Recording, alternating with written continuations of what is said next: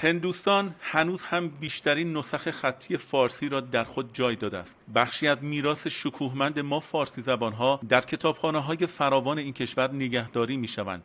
اما در کنار این میراث شکوهمند فارسی نباید از فضای ارتباطات نوین غافل بود. ظاهرش رایانه است ساده در اتاقی ساده، اما درونش جهانی پر از رگ و ریشه های فارسی و ایرانی است. گروه های مجازی فارسی زبان از همین جا یعنی دهلی میزبان کشورهای مختلف جهان هستند با چاشنی قند پارسی. آنقدر شعرا و اساتید غیر ایرانی عاشق فارسی اینجا شعر و نثر به فارسی گفتند که تاکنون چندین کتاب چاپ شده است. ایشون استاد دانشگاه دهلی بوده، بازنشسته شده، این شعرهای سپیدشه تحت تاثیر خانم صفارزاده.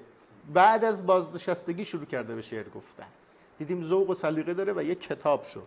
این آقای پروفسور اخلاق آهنه، استاد دانشگاه جواهرلعل نهروست و مجموعه شعر غزلهاش جدید اومده بیرون. این یکی از اساتید برجسته فارسی زبان دانشگاه دهلی است. او یک هندو و عاشق ایران است. اسم دخترت چی گذاشته بودی؟ دختر خانم تو اسمش چی بود؟ آریا.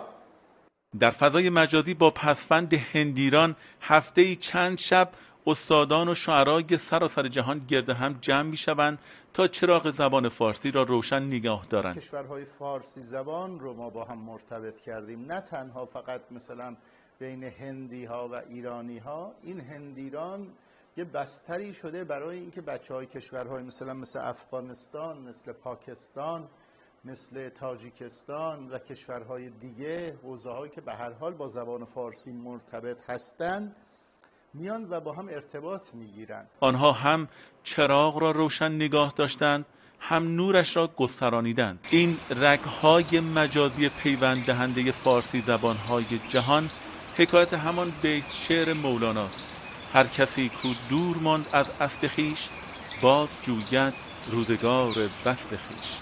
حسن عبدالملیکی، خبرگزاری صدا و سیما، دهلی 9.